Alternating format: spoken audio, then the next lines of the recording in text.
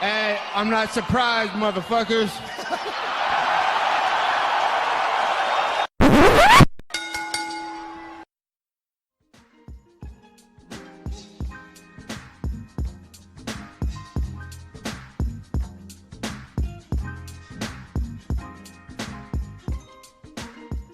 What's up, guys? Welcome to the Courtside Soundoff podcast, episode 28. I'm Josh Evanoff. He's Angel Ortega. We got a lot of stuff this week. UFC, NBA, NFL, and boxing. A whole bunch of news, including a big college news if you're a fan of college sports. Before we get into that, I want to talk about Amazon. Because Amazon is the number one online store today and has been for years. It doesn't matter if you want games, books, movies, get it all at Amazon.com. Buy the link on a Podbean page or the YouTube page. Help support the podcast. Like support us, get something you want. Buy the link. Helps us. So, last week, UFC 242, we recorded right before the main card went on. Actually, it might have been during an early prelims. So regardless, we recorded the day of, so you were not able to get to the results. Now we're going to get to the results. If you've not already heard, Khabib Nurmagomedov, and still defeating the interim champion, Dustin Poirier, domination. In my opinion, I thought this was going to be Khabib's closest fight, and as time went on, you're hearing stuff throughout the day and about the arena in Abu Dhabi that it's like not all, it's not completely set up yet. It's not completely done. They don't have AC, and so to be out in the Middle East fighting with no AC, filled with like 60,000 people in an arena is. I'm exaggerating. Obviously, I don't know how many it is, but there's a lot of people. That is insane. So a lot of people were like, "Oh, this might be a big factor." I thought it was going to be a pro for Dustin Poirier. You know, they're going to come out slippery almost immediately, which would make things harder to grapple.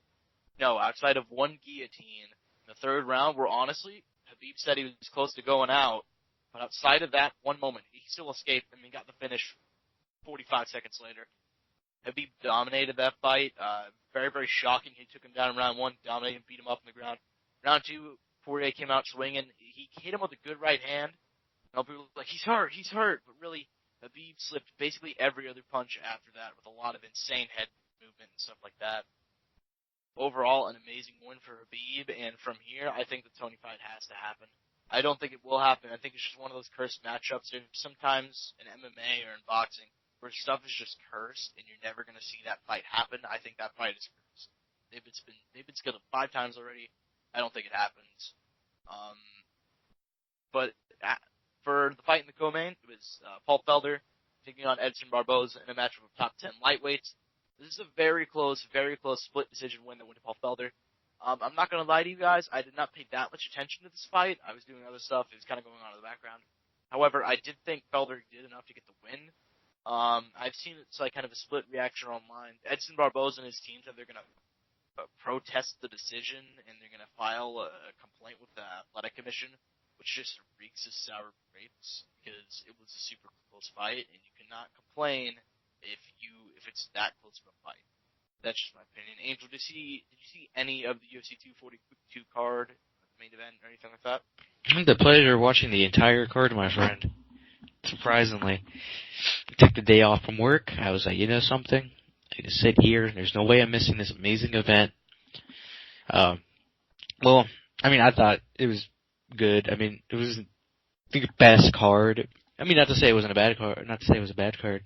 I had a great time watching it. I mean, as for the main event that you recapped, I mean, it went as expected. I thought Khabib would win. I know there was a lot of fate in Dustin.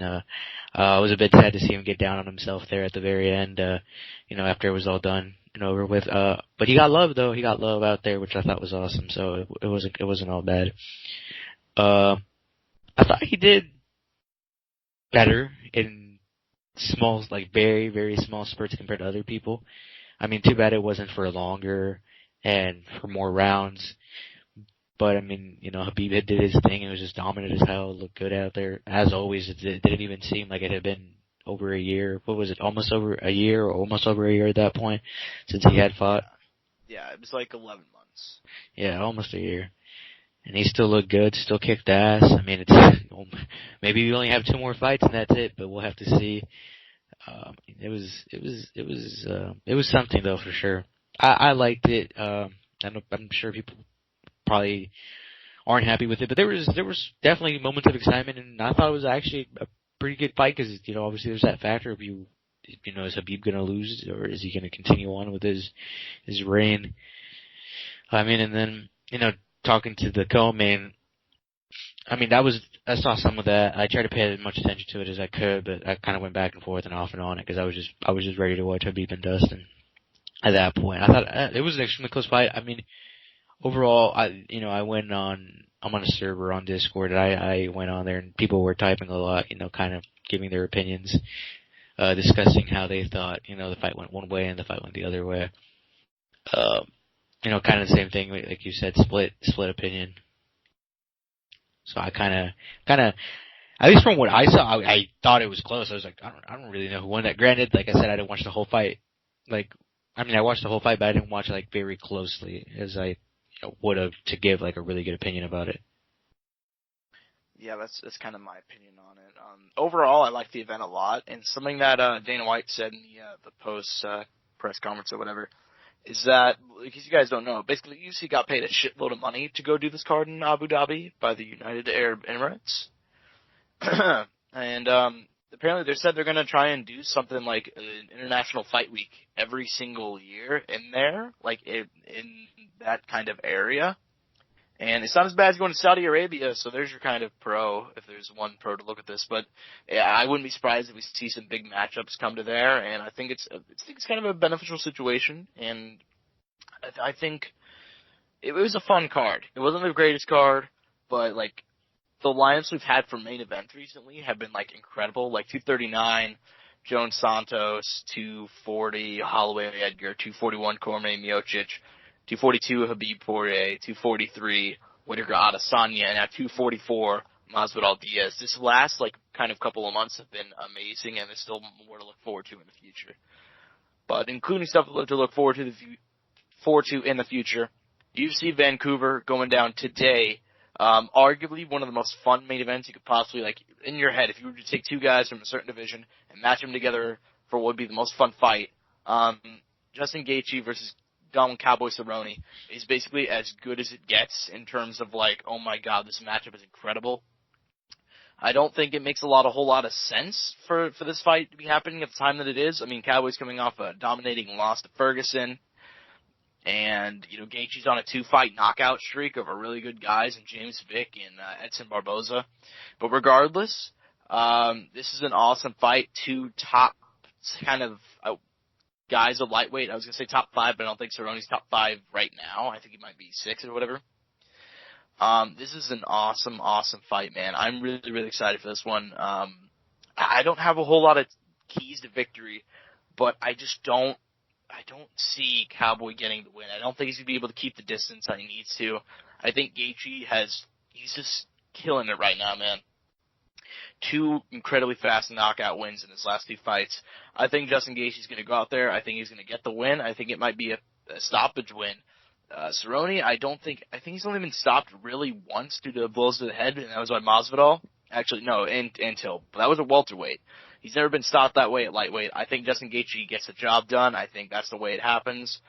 There's a lot of other fights that I'm going to talk about, but no, Angel probably doesn't have a whole lot of opinion on them. But Angel, I do want to ask for your opinion on the main event and who you got really between Justin Gaethje and Donald Cowboy Cerrone. Dude, the old man has been impressing us lately. I'm not saying he's going to win. I'm not saying I have that kind of faith in him. But the thing is, it's I feel like there's some sort of random factor there where it's I feel like there's a world where Cowboy wins this fight, and then maybe it's not in a crazy fashion, maybe it's not a finish, but, maybe throughout the fight he tends to find, his way around and, put up a good performance. Obviously I looked at Justin's highlights, and, the talent is there. He's a scary, scary man, for sure. But I wouldn't be, I wouldn't be surprised if at the end, there was some way where Cowboy did some stuff that led him to win. I don't think it's very likely to happen, but it could be a possibility just because of his recent performance and kind of what he's done to get to this point now where he's having these last 2, fights against 2 really big names and really impressive guys who could easily be getting a title shot next, or should be having a title shot. But, outside of that, I mean, I probably think it'll probably be Justin. But I mean, like I said, if Cowboy, does some stuff, I wouldn't be like surprised about it. It'd be cool though. I think the people would love that. But I think no matter what, people are gonna love this fight, no matter what the outcome is. Which at the end of the day, I think that's what matters the most. Yeah, the entertainment value for this fight is off the charts. I wouldn't be surprised if Cowboy did really, really well. I wouldn't be surprised if he got the win because, like I said, he's impressed us a lot lately. And after, really struggling at welterweight, especially like near the end, because he went up to welterweight in 2016 and he started killing it, man. He knocked out Matt Brown. He beat like a lot of guys at welterweight before he lost to Masvidal and then Till and then Leon Edwards, and he just ended like losing 4 or 5, I think, at welterweight. I think that's the way he left the division. And then he beat Mike Perry via armbar. He knocked out Alexander Hernandez, who was undefeated, and then he dominated Al Quinta before, the Ferguson loss. He's still shown that, like, at lightweight, he's a top 5, top 10 guy, so I'm surprised to see him do well, but I think Gaethje is just on his hair right now. And I think he's going to get the win. As for the rest of the main card, there is a lot of top 10-ish matchups that I want to talk about, and one interesting one, just because I think it's really, really kind of crazy. I want to talk about Glover Teixeira versus Nikita Krylov. This one is my kind of fight to watch in a way. Make sure to watch this one. It's a co-main event. You know there's going to be a finish. In case you're wondering how I know there's going to be a finish, Nikita Krylov has 31 fights. I want to say he has like 6 or 7 in the UFC. Every single one of his fights have been a finish. He's not gone to the scorecards once. And also, Glover's a guy who's had, 3 of his last 4 fights be finishes. He's won 3 of his last 4 as well, and he's looked surprisingly good for an old guy, 39 years old, and he looked like he was going to be pretty washed. I mean, for a while there, he was looking like he was getting up there in age. I think the big one was kind of the Carl Robertson fight where he just got dominated, and before getting the comeback, obviously, but that's a middleweight who's, struggled recently. Corey Anderson dominated him. Gustin dominated. So it looked like he was on the downfall. Regardless, he's won 2 in a row. Nikita Krylov has won, I want to say 5 of 6, and he just beat Owen St. Preux earlier this year. Krylov, like I said, not a single decision, win or loss. This fight's going to be super entertaining. No doubt in my mind. I'm going to take Teixeira. I think he's going to show that veteran spirit. I think he's probably going to get a submission, if I had to guess. But regardless, the dude's this is really going to be a really fun fight. And I'm kind of mixed on it, but you cannot tell, but that's the one I'm going to choose. Okay, this one in my, is one to, kind of watch for the fact of, this is Todd Duffy's return. If you guys don't know anything about Todd Duffy was a guy who jumped on the UFC scene with, his first fight was a 7-second knockout or something along those lines, and he was this super jacked white dude. He trained at American Top Team with, Daniel Cormier and those guys over there and Cain Velasquez. And then he responded with, he was dominating Mike Russo, got knocked out, and then we never saw him again in the UFC. He came back in 2012, got 2 wins in a row, 2 knockout wins in a row, both of which were, sub 2-minute wins. And then he faced Frank Mir in July of 2015. I still remember watching this fight. He got knocked out in a minute in a main event, and we have not seen him since. I went through basically all of high school. I did go through all of high school without Todd Duffy fighting, and now he's back. He's facing Jeff Hughes, who's I'm not going to lie, I don't know who Jeff Hughes is. I really just wanted to talk about how Todd Duffy has not fought in 4 years, and it's really weird to me. But regardless, he's back, and I'm sure he'll get the win.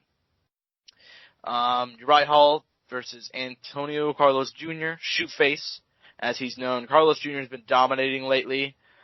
He's looked really damn good. Uriah Hall won 2 of 3. I mean, prior to the Highness loss, but before that, Carlos Jr. beat Tim Bowe, Shaq Marshman, Eric Spicely, Marvin Vettori. He has a lot of good wins. Uriah Hall, he got a win at UFC 232, I want to say, on the prelims. He hasn't looked that great as of late, but you still know that, Uriah Hall is the type of dude to go out there and beat Gegard Mousasi and, then lose to some unknown dude, really. He'll go out and beat Robert Whittaker on his best day and then go out and lose to some regional prospect who's 14-9. So, that's who Uriah Hall is. I think Carlos Jr. is going to take it here, but that's a nice matchup of top 10, top 15 middleweights. Last fight on the main card is Misha Serkinov versus Jimmy Crute. Jimmy Crute, I believe, is an undefeated guy out of Australia.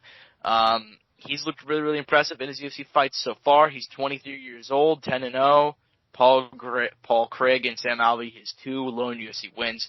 Misha Serkinov, a guy who we all had, I had pretty high hopes for him when he joined the UFC because he looked really, really good. He struggled as of late. 3 of his last 4 have been losses, including to Johnny Walker earlier this year. I'm going to take Crute here. I think that Serkinov, his fights are typically entertaining, but I have high hopes for Crute in the light heavyweight division. He has a lot of punching power, which is something that cannot be overstated whenever you're going up against an older guy who's lost all of his fights via TKO as of late. Angel, is there a single fight on UFC Vancouver that you want to talk about or you want to point out? You know something? Shout out to my boy Jeff Hughes, because they had his picture messed up earlier this year when he made his UFC debut, because he came from the Contender Series. And when he had his fight earlier this year, I forgot when it was, but they had his picture messed up, and it was some random black girl who was in the UFC probably. Oh, yeah.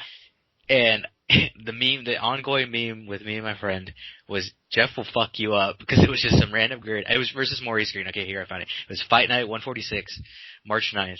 They had Jeff Hughes' picture messed up because, he was making his UFC debut. They didn't have a picture for him. But for some reason, Google just decided to give him a random picture of a girl who's in the UFC, this black girl. I don't know who it is. And like I said, the ongoing meme was Jeff will fuck you up, because we didn't know how Jeff looked until the day of. So I just wanted to give him that little quick shout out that they finally fixed his picture on Google for the last fight and this fight. Bro, shout out Jeff Hughes. Exactly.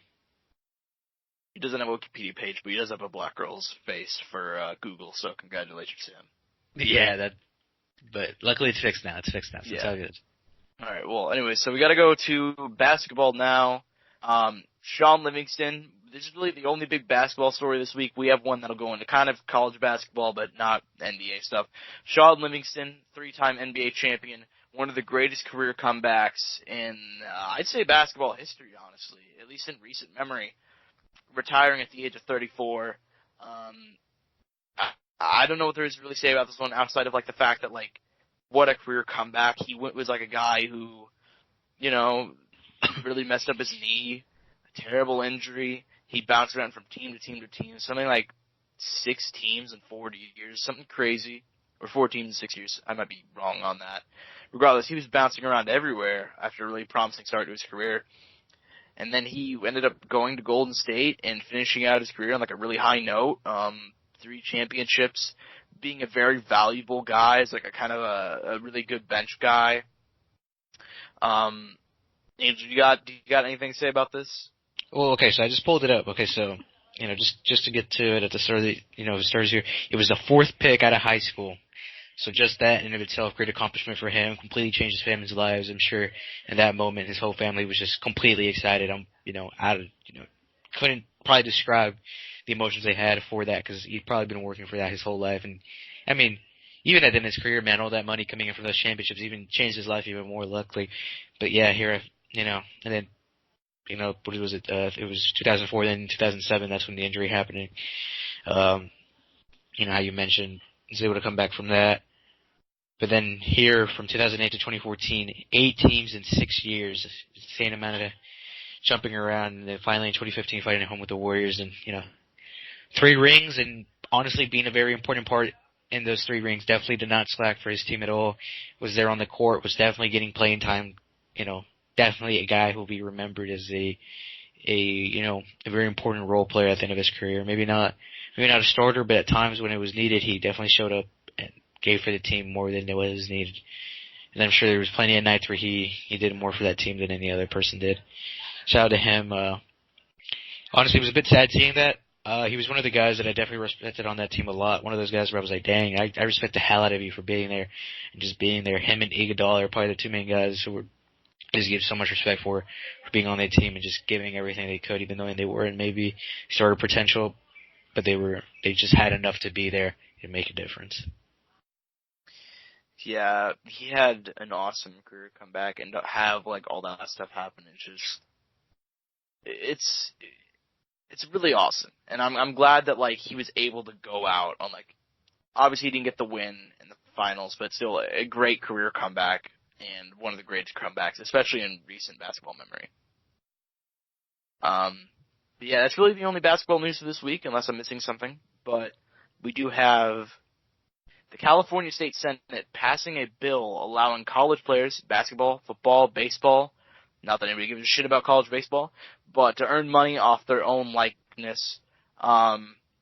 This is really, really big news because if you guys know anything about college sports, this may seem crazy to you who do not follow it, but you know how they sell jerseys with their numbers and names on them and all that stuff, and how there was NCAA football for years and basketball games for years. Well, they were not allowed to make a dime off that.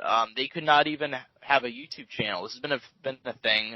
If you're a basketball player, football player who earn money off of your likeness on a YouTube channel, that's not allowed. There's a Vanderbilt kicker a while ago who had that happen, and he wasn't allowed to even have his YouTube channel, or he could lose his scholarship. It is really messed up. The NCAA is just ridiculous and complete garbage, and their administration is garbage, and all the rules are complete and utter trash. They're not allowed to make money.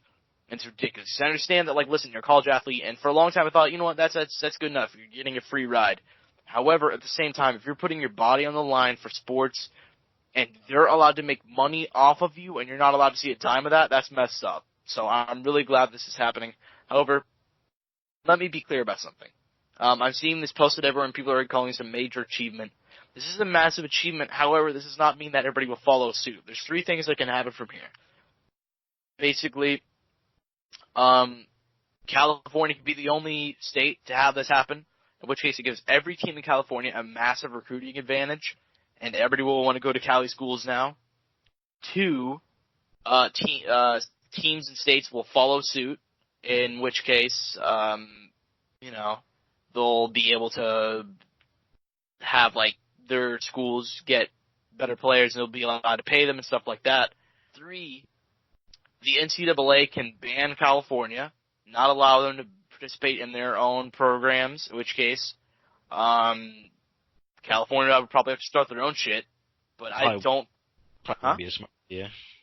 No, it'd be a terrible idea, and I think California would probably take the NCAA to court over that, considering it'd be a federal ruling over their own personal rules. But they can do whatever they want. They are the NCAA. They can say, nah, UCLA, USC, you guys aren't allowed to participate in sports anymore with us because you guys can make money.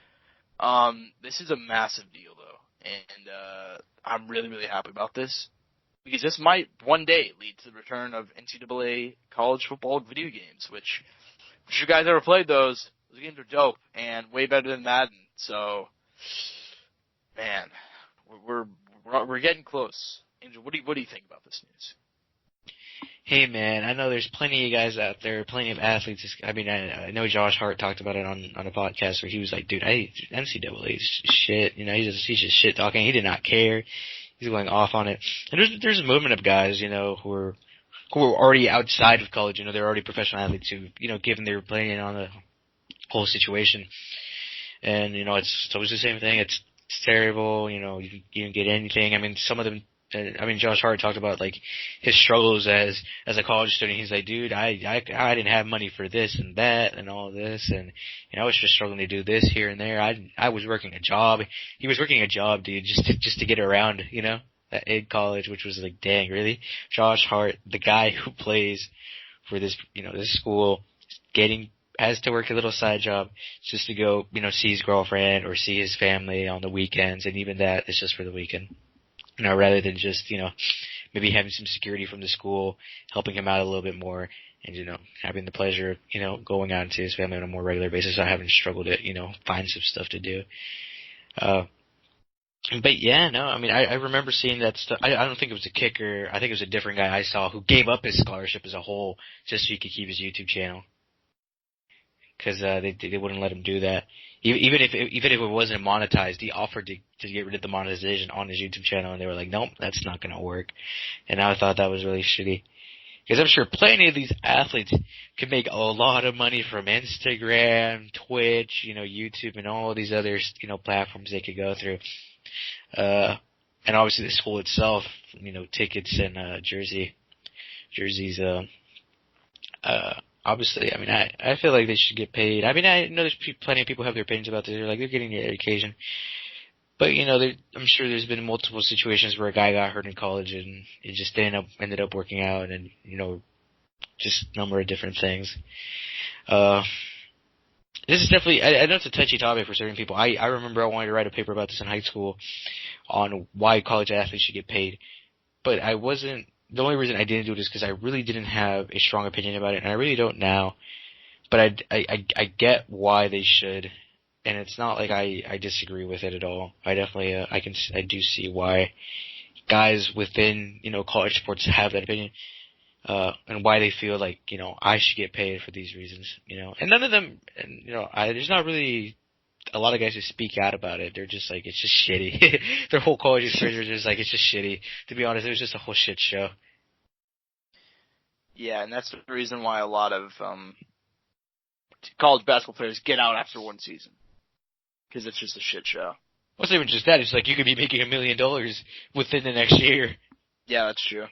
I think it comes down more or less to that. It's like, I can make $1 million next year, and I don't have to worry about anything for quite a while.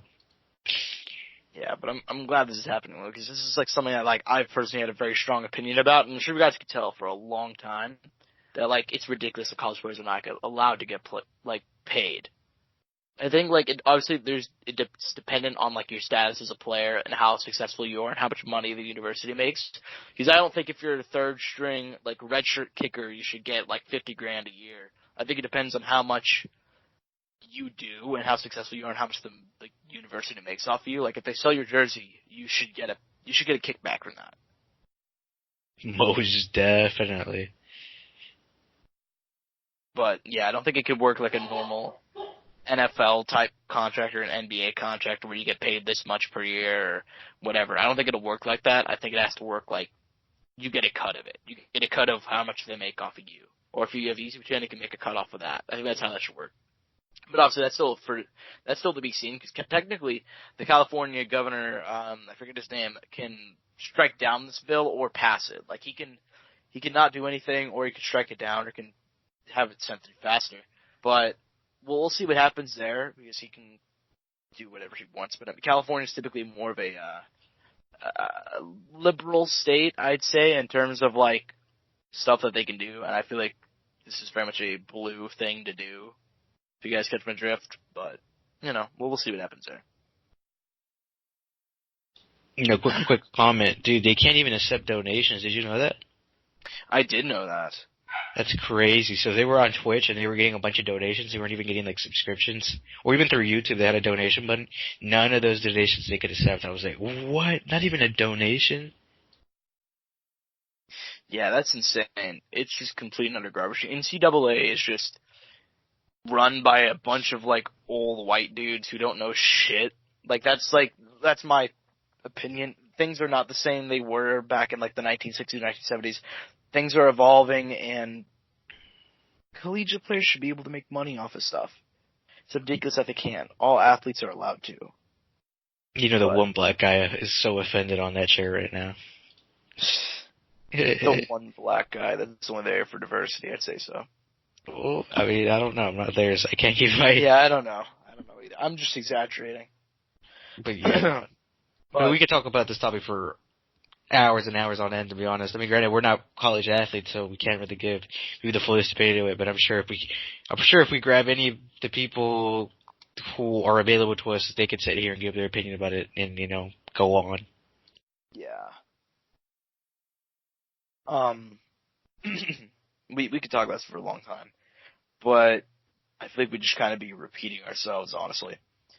But there is one thing. There's kind of more topics to talk about. There's just really one quick thing since we were on the college topic. Last night was Friday the 13th. Very big deal because it was a full moon. And also, Kansas football. I'm not sure if you guys have heard this story at all. The Kansas football team are my cool guys of the week because they have not, if you guys don't know this, Kansas football has not beaten a Power 5 team on the road in over a decade.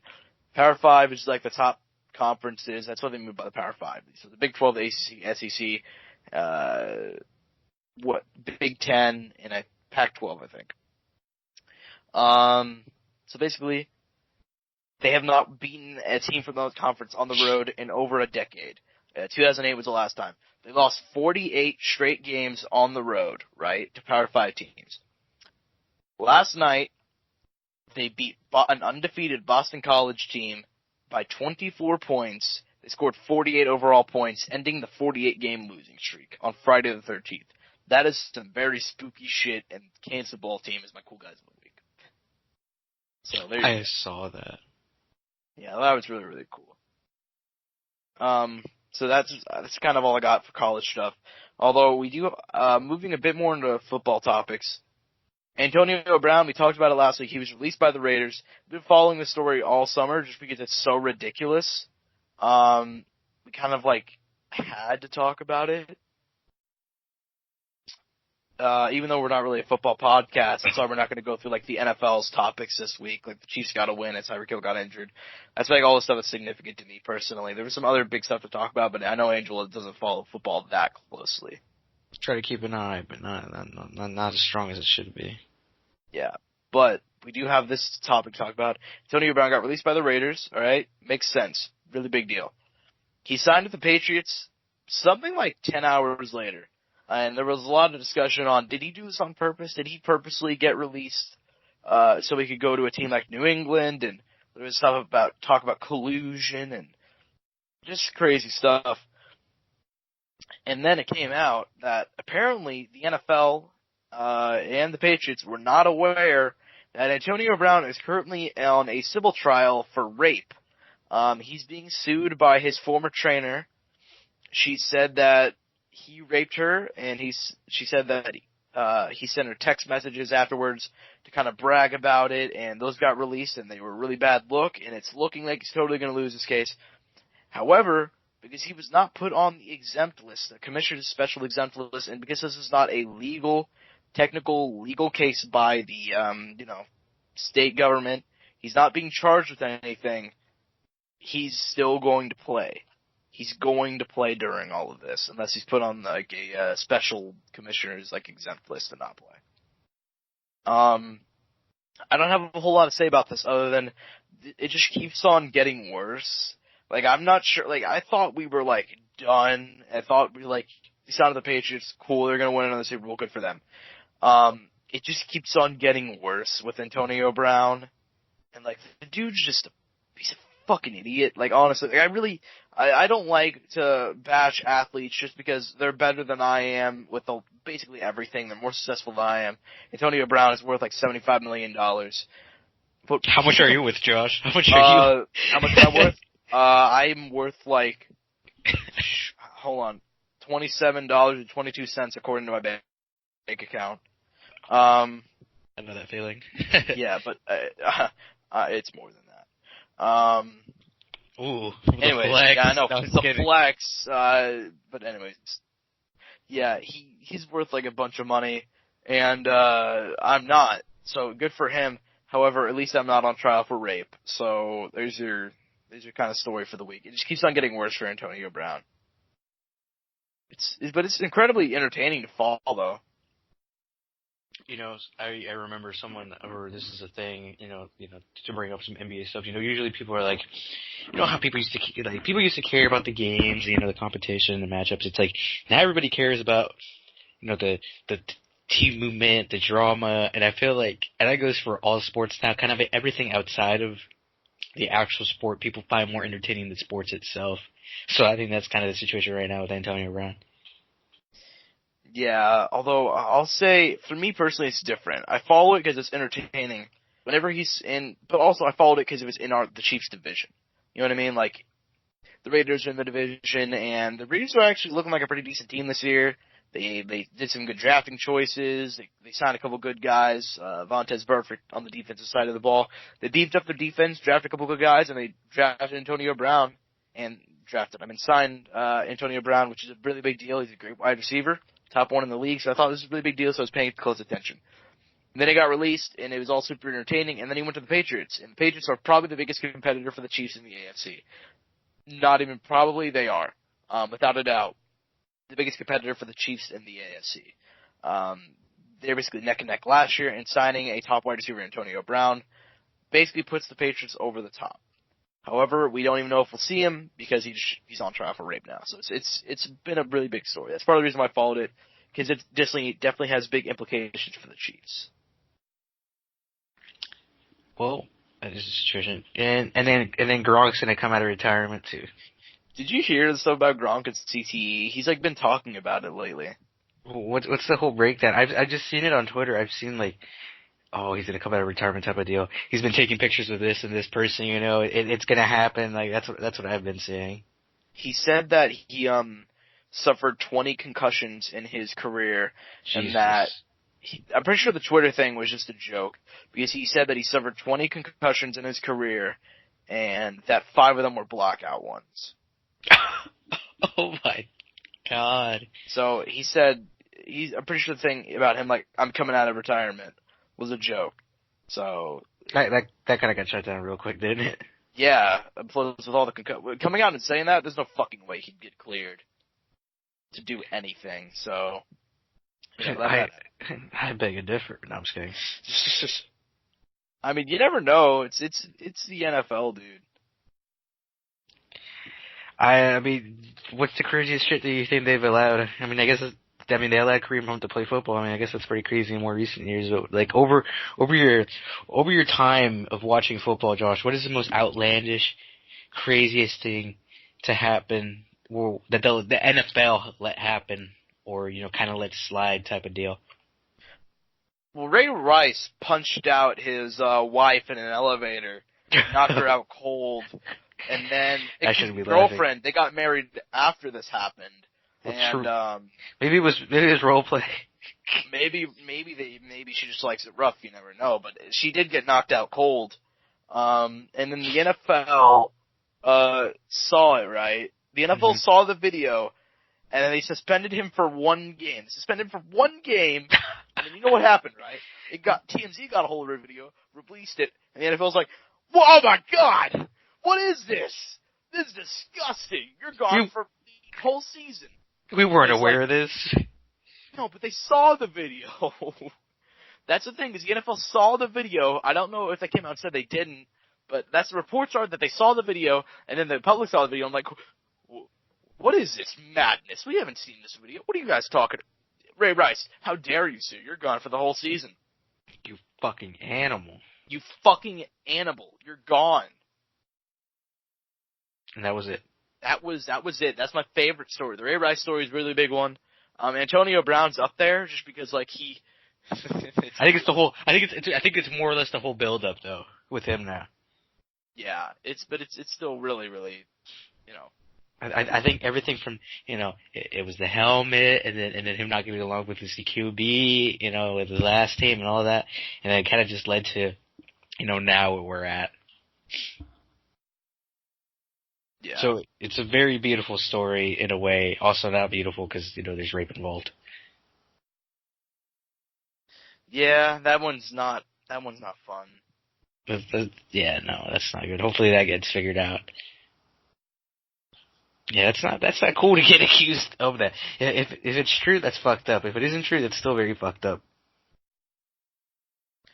Yeah, that one's definitely not a fun story. But I'll say overall, outside of the rape, it's very, very funny. Yes. Supposed rape. I'll be innocent until proven guilty rape. Alleged rape.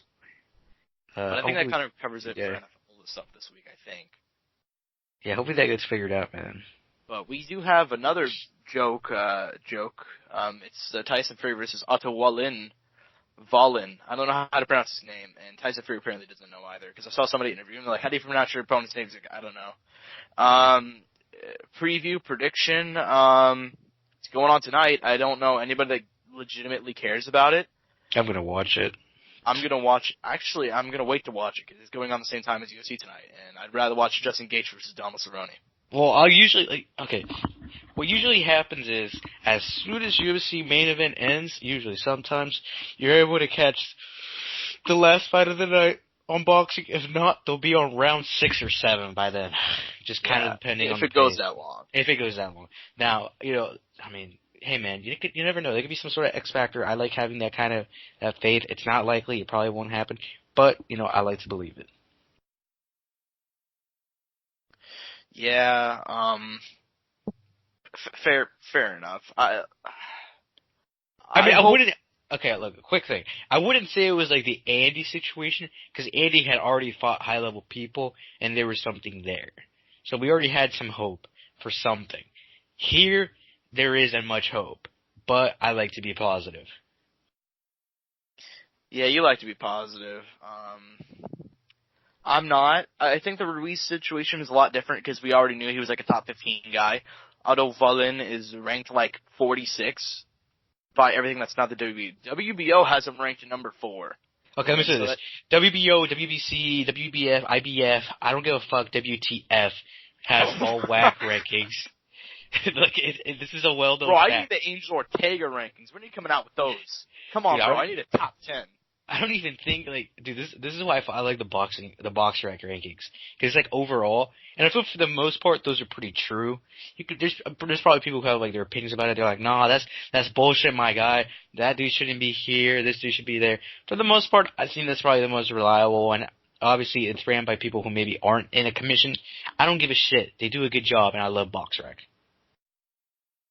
Yeah, I love BoxRec too. But I pointed out the WBO only for the pure fact of they're the only ones that have Otto Wallin ranked anywhere outside of the top 46. I think if you took like the aggregate rankings by everybody, he's like number 46. I know an average Tom Schwarz, yes, an average amount was 46. Tom Schwarz on the bright side was 56. So he's moving up in competition. Tyson Fury's moving it up, man. He's going out there. He's putting his life on the line. Going against all-time great Otto Wallin. He might fight someone. He might fight someone even a little bit better next time. Maybe. Dude, you never know. It might be 32 up next, bro. It might be 32 up next. 32. So because I don't even know how to pronounce this random guy's name. Artur. That's the guy. I literally looked it up right now. I need my David Price fight. That's who I need. I need David Price versus Tyson Fury.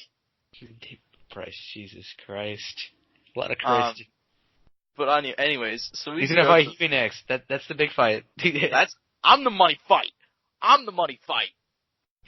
Oh you man. may have 100 pounds on me, but that's all right. I don't need it. I don't care about the weight. I don't care about the weight of them paychecks. All right. Facts. He's gonna fight Areola next. No, honestly, I wouldn't be surprised. I mean, we've seen the level of opponents that have been fought. Yeah, there's zero promotion for this fight. I legitimately keep on forgetting it's happening, and I don't know a whole lot of people that do know it's happening. Because Tyson Fury was a top guy, and they are just wasting his career, dude. I understand the Wilder fight's gonna happen sometime next year, but this has been a complete waste. Like, since he's come back, 4 of his 5 fights have been tune-ups, and I understand 1 or 2 of those, because he was still losing weight, and he still was weighing a lot, but ever since the Wilder fight, he should have been facing legitimate competition. Because he showed that he's arguably a top 3 heavyweight. Not even arguably, he's a top 3 heavyweight. He's going up against Tom Schwarz and Otto Wallin. No offense to those guys, but they're not top tier. They're not even regional tier. They don't even have Wikipedia pages, for God's sakes. I think Tom Schwarz was, but not Otto Wallin. He's fighting soon, by the way. He's fighting in Germany soon. Oh, thank God. He's fighting this month, actually, so we should report on that. Oh, we should report on that. He's fighting the 28th. We just want to see how he recovers from his loss. Maybe he'll look a lot better. I hope so. It'd be a good win for Fury, but right now it looks terrible. Well, yeah, I mean, we'll see. The thing is, at this point in time, he will not take on a difficult fight. I think that's kind of like the point. Like, this will probably be his last fight for 2019. There'll probably be no more fights until the start of next year, because he'll probably start preparing after this fight. Next day, start preparing for Deontay Wilder. And then the crazy thing is, Wilder's going to be fighting here not too long from now, and he's going to have to get done with that fight and deal with his business. Should win it. I guess we'll talk about that some other time. But the thing is, he's going to have to prepare in less time right after that too. So that's going to be a quick turnaround as well. Especially if it turns out to be a war or whatever. Yeah, but I guess we should get around to actual predictions. What time do you think Tyson Fury wins this fight? I want to know. Do you think that he gets it done, like, what, over or under 6 rounds? Because he's going to win, and I just want to know, probably won't be a decision either. Over or under 6 rounds? Oh, man. Okay, look. See, I like having faith in people, man. This is a bad thing. I mean, with the last one, I was just so, like, confident for some reason. With this one, I'm just like, I don't know. I think, like, I'd say, like, round 4 or 5. I'd say between that. Yeah, I'd say that's fair. I think Otto Wallin, according to the rankings, is better than Tom Schwartz. So I'm going to give him an extra 2 rounds. I think it's 4th round TKO. 4th or 5. 5 saying he impresses us. If he'll impress us, and he'll go to round 4. That's what I'm thinking. 4 or 5. Hopefully. Unless maybe he just has some crazy movement, man. He just goes to decision. But it's like a total domination by Tyson, you know what I mean? Yeah, I wouldn't be surprised about that, but, he's going to get dominated. I am going to let you take the reins on the other boxing story, because you know a lot more than I do. Dude, I didn't look up the charges, but from what I heard, okay, to explain. The Ryan Garcia fight got canceled. So basically what happened is weigh-in's going down, I guess it's the media weigh-in. Media weigh-in's going down, and Mans gets arrested before the weigh-in. I don't know if it was that night or that morning or whatever, but he did not show up for the weigh-in. Ryan makes it to the weigh-in, makes a comment about it. He's like, I'm here, I don't know where he's at, type of deal. Obviously he said some more stuff, but, that's kind of the breakdown on it. And well, they got the man who's saying it was, is it Avery Sparrow? Might be wrong. But yeah. Might be wrong on the name. But the thing is, whoever his opponent was got arrested on some gun charges. Now, specifically, I don't know what it was, but I think it was a series of gun charges, like multiple. And it's just wild because it was, first of all, I mean, he had a boxing match scheduled. I mean, this could have happened, like, maybe he could have got arrested in the ring, like, type of deal. Like, they could have been in the middle of the boxing ring, the boxing match. And then, bam, a warrant out for the arrest, goes down or some crazy shit, and they break into the fucking arena, cops show up, guns blazing, and take him out mid-boxing match. That would have been some crazy shit if that would have gone down. I mean, it didn't go down like that. But the thing is, that happened, and it was unexpected as hell. But yeah, he's facing gun charges, according to Google. Well, ESPN. Yeah, I was right. Avery Sparrow was arrested Friday. Okay, so it was Friday morning. And yeah, they got him on some gun charges. I'm trying to see specifically what it is. But, that's some wild shit, man. That's really wild. I don't know what to say. It was unexpected. I completely forgot Ryan was fighting until I saw it, like, maybe like a week or 2 back. And, I was like, oh, okay, so opponent doesn't look half bad. Maybe not the greatest competition. And then, next thing I know, I'm like, on Twitter. And the fight gets canceled. I'm like, that is some shit, man. That is some fucking shit. You really just never know what some people are up to. Yeah. So, I mean, hopefully it's nothing bad. Okay, I'm reading some more shit here.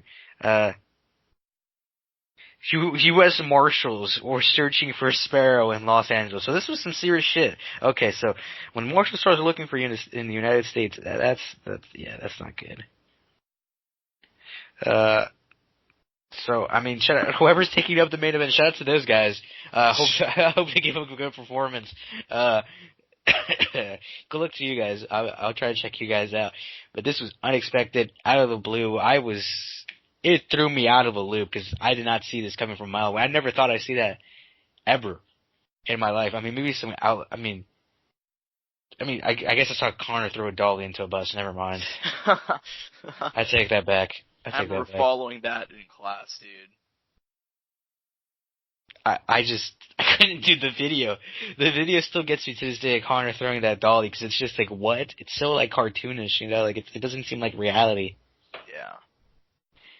But yeah, overall, I mean, that's what happened in the situation. The Marshals were searching for him. Marshals found him. He's officially arrested. Will not be fighting. Fight is canceled. Ryan does not have an opponent. All I'm saying is it just makes it easier for Eddie Hearn to get him on the undercard for the KSI versus Logan Paul fight. So if we can make that happen, that'd be amazing. Yeah, that'd be cool.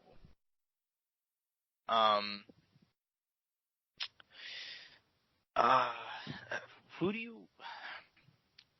do you do with Ryan Garcia next? Like, I've said I want him on the Logan Paul KSI undercard, but what do you do with him next? It's weird, man. He's one of those guys who's like, youth-wise, he has a different kind of following because of his social media presence. So he brings a lot outside of boxing. Well, he brings a lot of outside boxing into boxing because, he's bringing, these new fans who are primarily there for him. But he's definitely an interesting guy. I mean, he's super young. I mean, there's nothing you can force him to do. And I'd hate to see him fight someone who's super good at this point. He has a lot of stuff to work on still. Just a really young, raw prospect. I think he's still, miles away, a good couple of years away from a title shot. I mean, I know he'll get it for sure eventually. Or maybe I'm wrong. Maybe he's already prepared for it. But, the kind of people he has in that weight class are scary, man. I mean, even Teofimo, who's someone in his age range, is really young, fought quite a bit more than him already, and looks on a whole nother level. And then Lomachenko, obviously, in that weight class is just scary, and that's a whole nother monster in and of himself.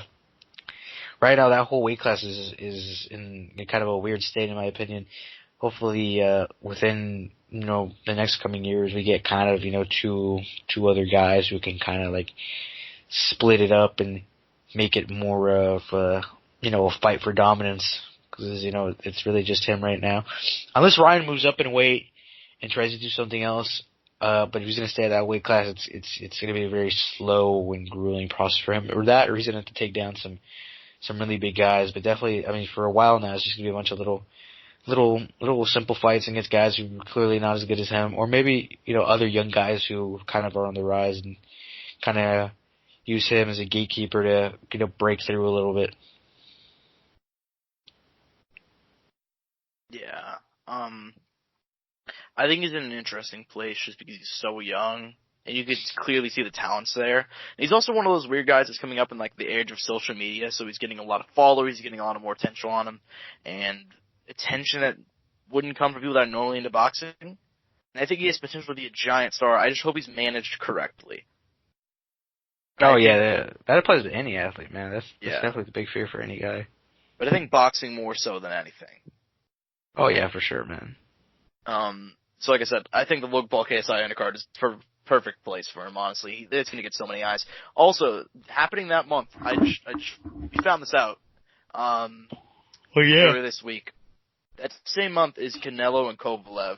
So if you're somebody like me who's going to buy DAZN for that 1 month, you're going to get Canelo versus Kovalev, and I don't know if this is being, like, official finalized.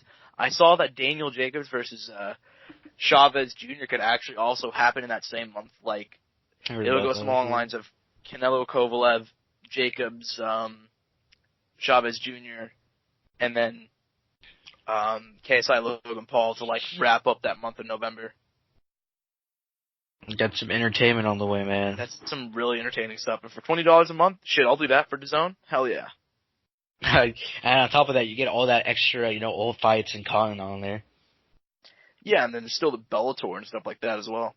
So yeah, if you want to check that out, there you go. If you want to buy DAZN for 1 month, I guess your subscription, there's your chance.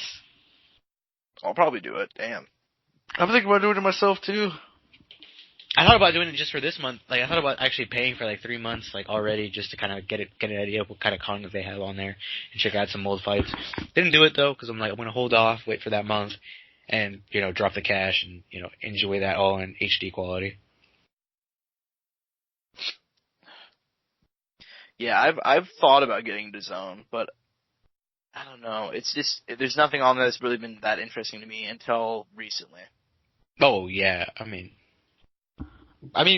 they have other things. I mean, I think it's not, for what you get, I don't think it's that bad, and I think the year subscription is just $100, so I don't think that's terrible, right? Yeah. So I thought that was pretty reasonable. Obviously, you have to drop $100 for the whole year, but, I mean, for the whole year, that's $100 you don't have to pay, and you'll get entertainment every single month, Bellator, boxing, and so on and so forth, whenever they want to do, whatever, they move on to other events. But yeah, I mean, it's crazy, man. Not too much boxing-wise this week. I mean, just that. I mean, that got canceled, so we weren't really able to talk about that. Won't be able to recap that boxing match next week, sadly. But next week we have a lot of boxing to talk about, so that's gonna be exciting. Yeah. So whenever that comes around next week, we'll be excited. But besides that, I mean, I think we're done for today, aren't we? I believe. It's one of the great stores today. It doesn't matter if you're buying online or buying in store. You know it's quality with good price. It's targeted auto sponsors that help you bring a quality podcast each and every single week. So if you go to the link on Podbean and help support us, Target, expect more, pay less. That's all I got. That's all we got. We're going to bounce out of here. I have college stuff to do. So it's at Courtside Soundoff on Twitter. At Courtside Sound 1, excuse me. At Courtside Soundoff on Instagram. YouTube channel, Courtside Soundoff. I'm at Josh Evadoff on Twitter if you want to, see me talk about MMA stuff. I'm going to be writing up some of the UFC results tonight for UFC Vancouver. He's at AngelTega_01. That's all. So thank you guys for listening. So peace and butt grease. Mouse click.